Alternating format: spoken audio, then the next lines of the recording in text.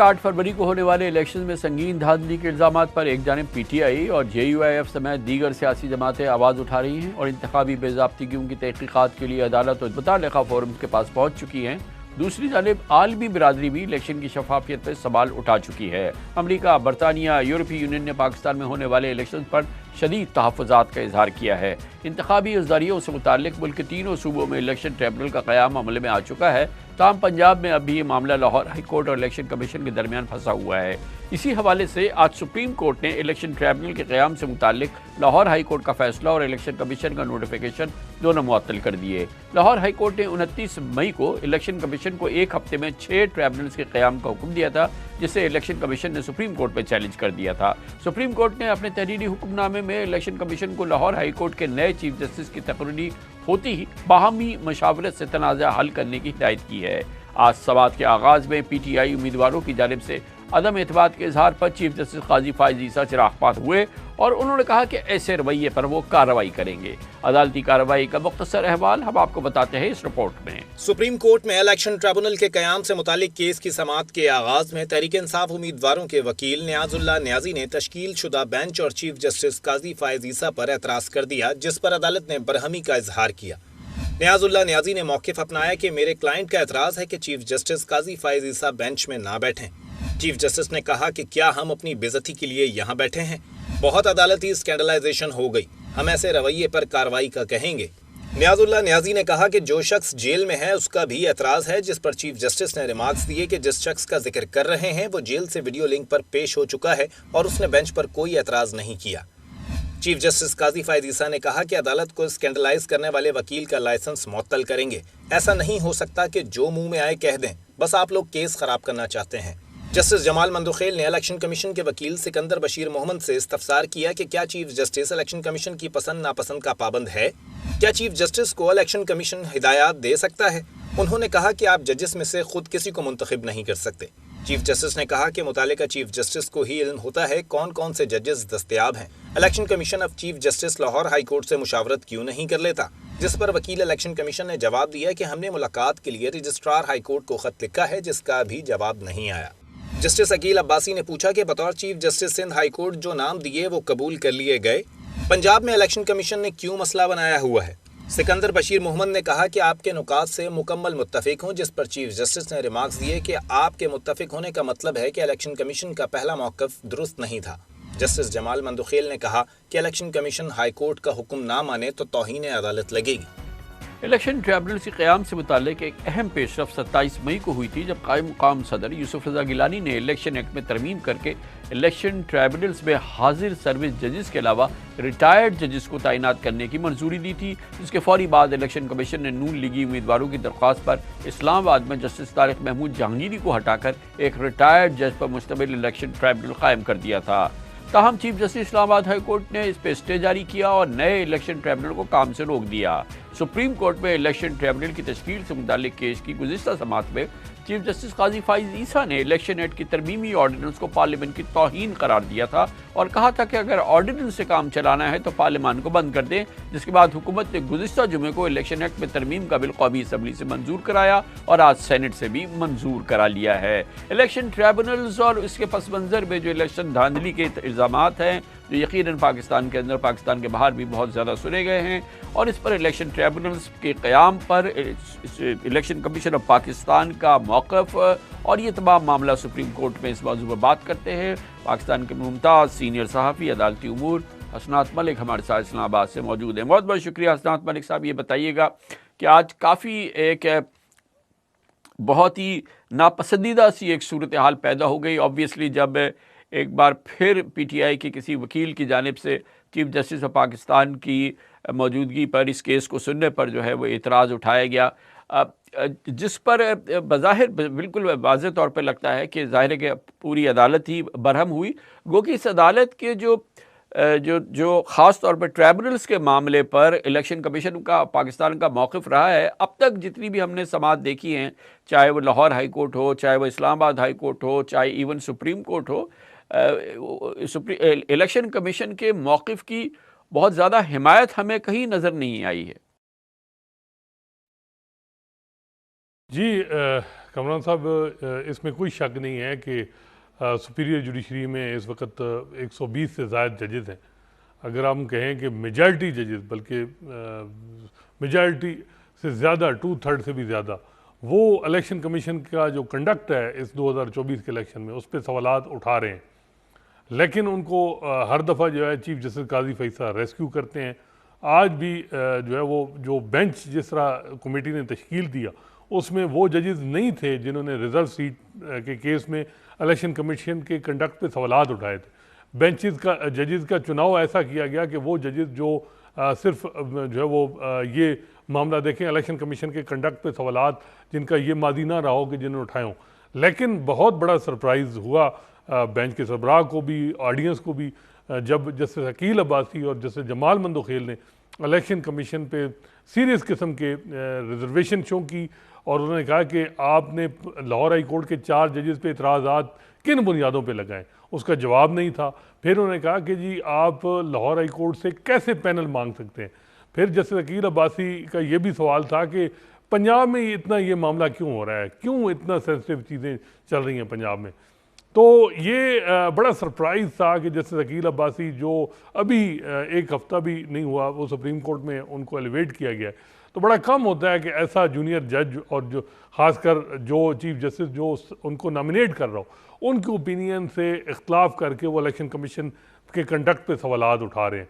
बाकी फ़ाइनल फैसला इस हद तक तो हो गया कि लाहौर हाई कोर्ट का जो जजमेंट है वो सस्पेंड हो गया, क्योंकि काजी फैसल साहब उस मामले में बड़े क्लियर थे कि जी वो जजमेंट, वो जो नोटिफिकेशन है लाहौर हाई कोर्ट का, वो सस्पेंड करना होगा।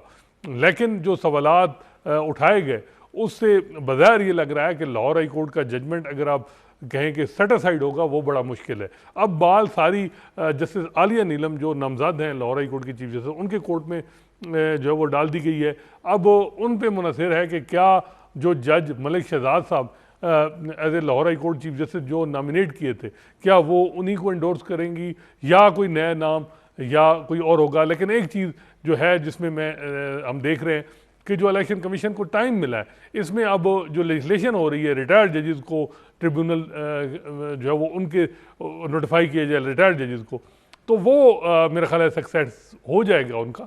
तो इस पूरे निज़ाम में अगर हम देखें फरवरी से लेके अब तक इलेक्शन कमीशन के साथ जो है वो जो इलेक्शन कमीशन को सपोर्ट है वो सिर्फ जस्टिस काजी फैसला की है पूरी आला अदलिया में।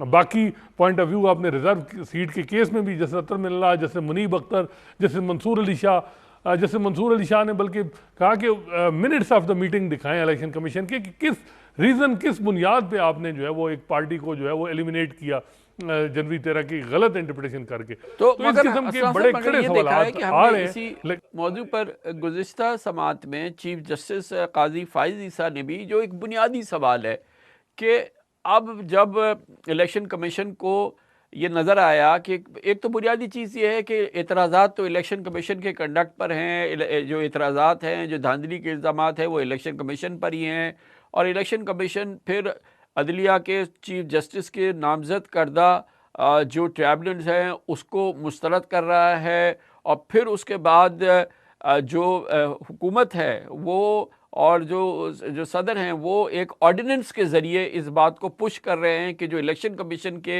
चाहती है कि रिटायर्ड जजेस पर मुश्तमिल ट्रिब्यूनल्स बन जाए। तो ये जो मामला है जो कि ज़ाहिर है कि बज़ाहिर भी और वैसे भी इस पर काफ़ी सवालात उठ रहे हैं। काजी फाइज ईसा साहब ने भी गुज़िश्ता समात में इस पर अपने तहफ़्फ़ुज़ात का और एतराज़ को नुमाया किया था। जो हम बात कर रहे हैं ये बात तो उन्होंने भी की थी कि ऑर्डिनेंस के ज़रिए आप ये सब कुछ करा लेते हैं, मगर ज़ाहिर है कि अब हुकूमत ने तेज़ी से उसको कौमी असम्बली से और आज सेनेट से मंजूर करा लिया है। जी जस्टिस काजी फैसला का जो ऑर्डिनेंस पे एतराज़ था, ऑब्जेक्शन भी उनके कंसर्न भी थे। इसी वजह से आपने देखा होगा कि असम्बली में ये बिल जो ऑर्डिनेंस है इसको कोशिश की जा रही है कि एक एक्ट में कन्वर्ट किया जाए, अप्रूवल ले ली जाए। लेकिन हम देख रहे हैं कि इलेक्शन के मामलात बड़े क्रिटिकल 3 क्रूशल केसेस इस वक्त सुप्रीम कोर्ट में है। जनवरी 13 का फैसला तो चले हो गया, उस जिससे एक लार्जेस्ट पार्टी को सिंबल से वो महरूम हुई इलेक्शन सिंबल से। लेकिन 3 केसेस हैं। रिजर्व सीट का मामला है, पीटीआई की 78 सीटें जो हैं वो उनको नहीं मिली और वो दूसरी जमातों को मिल गई। दूसरा मामला है कि क्या इलेक्शन कमीशन जो है वो रिकाउंटिंग कर सकता है जब ट्रिब्यूनल नोटिफाई हो जाएं, रिटर्न कैंडिडेट को भी जो है वो नोटिफाई हो चुके हैं, तो फिर क्या इलेक्शन कमीशन जो है वो रिकाउंटिंग कर सकता है। और तीसरा मामला जो ये आज ट्रिब्यूनल का, तीनों मामला जो है चीफ जस्टिस काजी फैसला के बेंच में है और तीनों में उनकी अप्रोच बड़ी वाज़ेह है कि वो इलेक्शन कमीशन के साथ बिल्कुल उनकी अनकंडीशनल, बिल्कुल वो कह रहे हैं कि एक आईनी इदारा है, इसकी रिस्पेक्ट करें, इलेक्शन के सारे मामलात हमें इलेक्शन कमीशन के ही सपुर्द करने हैं और इलेक्शन कमीशन को बनाया किसने, इन मेम्बरान को नोटिफाई किसने किया, सारा कुछ तो पीटीआई ने किया है। तो वो जो अनकंडीशनल जो एक सपोर्ट जस्टिस काजी फैसला किया इलेक्शन कमीशन को, वो जब तक है मेरा नहीं ख्याल कि हाई कोर्ट से फैसले तो आएंगे इलेक्शन कमीशन के खिलाफ, लेकिन अल्टीमेट सुप्रीम कोर्ट से अनटिल अनलेस जब तक supreme court practice and procedure act के तहत जो कमेटी बनी है और कमेटी में जो 3 जजेस हैं जस्टिस काजी फैसला समेत, वो बेंचेस के क़याम में अगर उन जजेस को शामिल करेंगे जो इलेक्शन कमीशन के कंडक्ट पे सवालात उठा रहे हैं, उनमें से किसी जज ने बेंच प्रिजाइड किया तो फिर हालात चेंज होंगे। अदरवाइज इलेक्शन कमीशन के लिए इत्मीनान की सूरत हाल है, कोई उनको परेशानी नहीं है मौजूदा चीफ जस्टिस काजी फैसला के टेनोर में। लेकिन वही बात है ना कि जो कमेटी है जो कि बेंच बनाती है, उस बेंच में अगर हमने देखा है कि जो ख़ास तौर पे इलेक्शन ट्रिब्यूनल के मुतालिक हैं, धांधली के मुतालिक हैं, इलेक्शन कमीशन के मामलात जो हैं जो उन पर एतराज़ात हैं, तो उस हवाले से जो बेंच बनती है उसको लीड अगर चीफ जस्टिस ही करते हैं और चीफ जस्टिस का जैसे कि आपने फरमाया कि उनका हमेशा से इलेक्शन के बाद से इलेक्शन कमीशन के हवाले से काफ़ी इत्मीनान रहा है, तो बहरहाल इसमें चीफ जस्टिस का तो कसूर नहीं है, तो कमेटी बनाती है जो कि फिर इलेक्शन के मामलात जो बेंच सुन रही है और उसको लीड करें काजी फ़ाइज़ ईसा। तो इसमें बहरहाल काजी फ़ाइज़ ईसा साहब का अपना तो तन्हा कोई रोल नहीं है ना। जी बिल्कुल, इसमें कोई शक नहीं है कि कमेटी 3 मेंबरान पर मुश्तमिल है और मेजॉरिटी से फैसले होते हैं। अगर वो 2 जजेस समझेंगे जी ये जो है वो जज साहब बेंच पर रिजाइड करेंगे तो वो डिफरेंट होगा मामला, लेकिन ज़ाहिरी बात है चीफ जस्टिस काजी फैसला इस मामले में तो उनको क्रेडिट जाता है कि माजी में चीफ जस्टिस के पास अनलिमिटेड इख्तियारात थे, डिस्क्रिशन थी, वो जो मर्जी बेंच बना दें। अब तो कमेटी बनाती है, अगर कमेटी किसी बेंच को अप्रूव कर रही है तो इसमें जस्टिस काजी फैसला का कोई कसूर नहीं है या किसी, वो तो कमेटी ने अपनी विजडम से बनाना है। तो खैर ये मामला देखें, अब जो ट्रिब्यूनल का मामला है इसमें अगर इलेक्शन कमीशन एक कॉन्स्टिट्यूशनल बॉडी है तो जजेस जो हैं और जो चीफ जस्टिस हैं हाई कोर्ट के, वो भी एक कॉन्स्टिट्यूशनल पोस्ट होल्ड करते हैं, उनकी भी रिस्पेक्ट और इंडिपेंडेंस ऑफ जुडिशरी का मामला है। तो अब इन चीज़ों को बैलेंस करने की ज़रूरत है। बहुत शुक्रिया। असरात मलिक हमारे साथ मौजूद थे। कमर्शियल ब्रेक, उसके बाद जिक्र रहेगा बरतानिया में भी इलेक्शन हो रहे हैं और आज वोटिंग हो रही है, बहुत इम्पॉर्टेंट है क्योंकि 14 साल बाद कंजर्वेटिव पार्टी का इक़्तिदार का सूरज डूबता नज़र आ रहा है। बड़ी भारी अक्सरियत से लेबर पार्टी 14 साल बाद इलेक्शन जीतती नज़र आ रही है और इस दौरान ये बात बिल्कुल वाज़ेह हो गई है कि कंजर्वेटिव के दौर में बरतानिया की माशी खराबी, माशी जो उसकी हमने इन्हितात देखा है वो शायद इससे पहले इस अंदाज का नहीं देखा। और बड़ी वजह यह है कि ब्रेक्सिट में अवाम ने ब्रेक्सिट से के हवाले से फ़ैसला दिया और यूरोपीय यूनियन से बरतानिया निकल गया, जो कि बहुत महंगा पड़ा। अब अवाम भी इस पर नादिम है और हुकूमत को भी और जो सियासी जमातें हैं वो भी इस हवाले से बिल्कुल ये समझती हैं कि गलत फ़ैसला हुआ है। इसी मौजू पर बात करते हैं छोटे से वक्फे के बाद।